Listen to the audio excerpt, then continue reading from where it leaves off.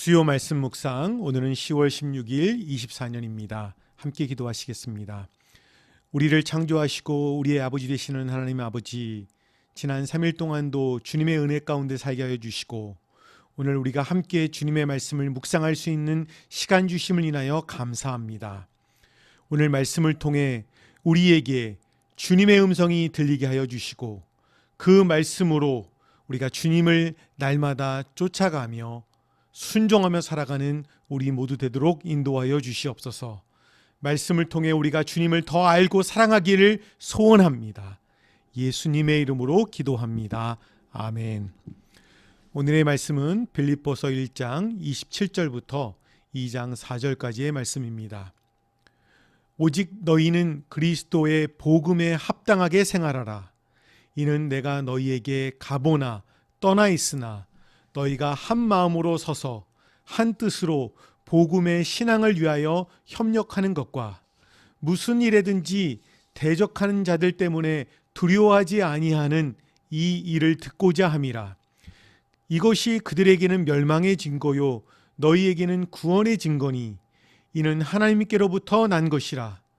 그리스도를 위하여 너희에게 은혜를 주신 것은 다만 그를 믿을 뿐 아니라 또한 그를 위하여 고난도 받게 하려 하심이라. 너희에게도 그와 같은 싸움이 있으니 너희가 내 안에서 본 바요 이제도 내 안에서 듣는 바니라. 그러므로 그리스도 안에 있는 무슨 권면이나 사랑의 무슨 위로나 성령의 무슨 교제나 긍휼이나 자비가 있거든 마음을 같이하여 같은 사랑을 가지고 뜻을 합하며 한 마음을 품어 아무 일에든지 다툼이나 허용으로 하지 말고 오직 겸손한 마음으로 각각 자기보다 남을 낮게 여기고 각각 자기 일을 돌볼 뿐더러 또한 각각 다른 사람들의 일을 돌보아 나의 기쁨을 충만하게 하라. 아멘. 로마 시민권을 자랑스러워하던 빌립보 교인들에게 바울은 그들이 이제는 하늘의 시민권을 가졌으니 복음에 합당하게 생활할 것을 요구합니다. 빌립보 사람들이 로마에서 멀리 떨어져 있지만 로마 시민답게 살아야 하듯 그리스도인은 이 땅에서 하늘 시민답게 살아가도록 부름받은 사람인 것을 상기시키고 있습니다. 우리가 받은 복음은 모든 그리스도인에게 거룩한 정체성을 부여하고 그에 어울리는 생각과 삶의 방식을 요구합니다.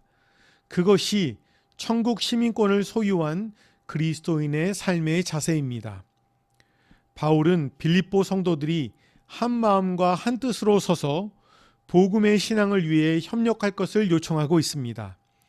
또한 자신처럼 복음의 진리를 대적하고 위협하는 대적들 앞에서도 굴하지 않고 담대하게 살기를 격려하고 있습니다. 우리는 복음이 주는 하나님의 복과 은혜는 누리면서도 복음이 요구하는 책임과 사명은 외면하고 있는지를 우리 스스로에게 물어야 합니다. 왜냐하면 우리에게 그리스도를 믿는 은혜만 주어진 것이 아니라 그를 위하여 고난받는 특권도 주어졌기 때문입니다. 은혜가 주어졌다고 말하고 있는 이 말씀을 원문으로 보면 수동태로 되어 있습니다. 믿음 자체가 은혜의 선물임을 잘 나타내주고 있습니다. 믿음을 시작하게 하시는 것이 하나님의 은혜입니다. 우리가 복음을 깨닫고 그리스도를 믿게 하기 위해서 하나님께서 우리 안에 미리 역사하셨습니다. 그래서 우리의 눈을 띄우시고 우리의 강팍한 우리의 마음을 부드럽게 하신 것입니다. 바울은 오늘 본문에서 그리스도를 위해 고난받는 것이 그리스도께서 주신 특권이라고 하는 것을 잊지 말라고 우리에게 말씀하고 있습니다. 복음 때문에 갇혀있는 바울은 주를 위해 고난받는 성도의 삶이 대적자들에게는 성도들이 멸망해 가는 증거처럼 보이겠지만 사실은 우리가 구원받은 증거라고 말씀하고 있습니다. 그리스도와 진리를 위한 고난과 싸움은 복음을 받아들인 그리스도인들에게 이 땅을 사는 하늘 시민에게 주를 따르는 제자들에게 피할 수 없는 삶의 모습입니다. 그러한 고난과 진리를 위한 싸움 속에서 하나님은 우리에게 이 모든 것을 감당할 은혜와 능력을 부어주십니다. 우리의 삶의 주인이 하나님이라고 우리는 믿기에 우리의 삶의 고난의 결론이 어떠한지도 우리는 알고 있습니다.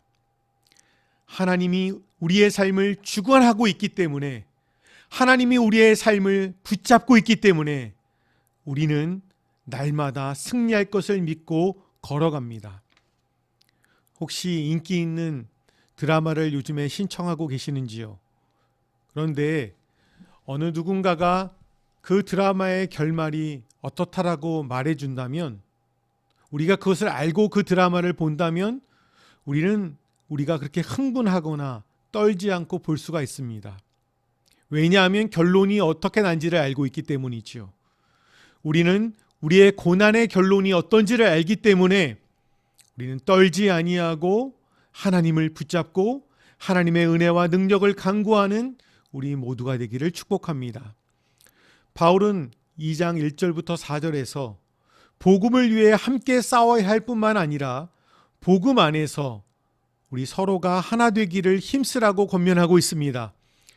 외부로부터 복음을 수호하는 것만큼이나 공동체 안에서 그 복음을 실현하고 실천하는 것이 중요하다는 사실을 우리는 늘 잊지 말아야 합니다.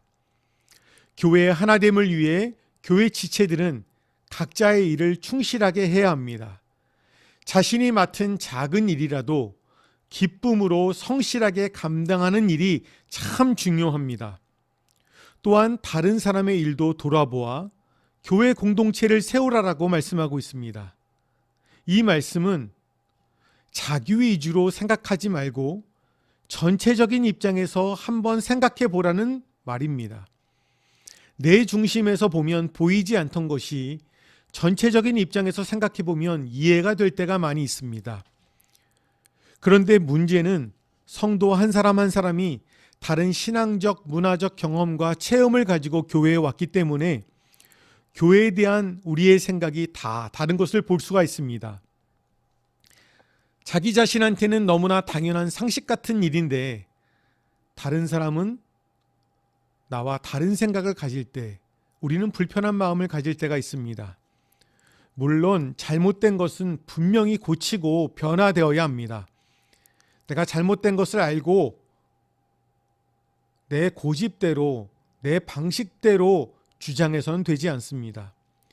그러나 우리가 겪는 많은 것들은 진리의 본질적인 문제에서 생기기보다는 우리의 신앙적, 문화적 환경과 각 개인들의 성격과 관련되어 있는 것들이 많이 있습니다. 서로에 대한 배려심과 예의에 대한 것들이 많이 관련되어 있지요. 우리가 서로 다른 것 때문에 비판하고 갈등이 있는 것이 아니라 서로 다른 것을 이해하고 수용할 때 다름이 교회가 하나 되는 일에 방해가 아니라 오히려 교회가 하나 되고 강해지는 원동력이 될 줄 믿습니다. 겸손, 온유, 오래 참음이 있으면 우리 가운데 서로 용납하는 역사가 일어납니다. 또한 평안에 매는 줄로 성령의 하나 되는 역사가 일어나게 됩니다. 주님의 일을 하면서 다른 사람의 마음에 상처 주는 일이 없는 교회가 되기를 원합니다. 우리 모두가 다 부족해서 이 하나하나가 쉽지 않을 때가 참 많이 있습니다. 그러나 하나됨을 위한 우리의 성품은 다른 지체가 있어야 훈련되어짐을 알고 우리는 감사해야 합니다. 우리가 혼자 사는데 어떻게 겸손과 온유와 오래 참음을 연습할 수가 있겠습니까?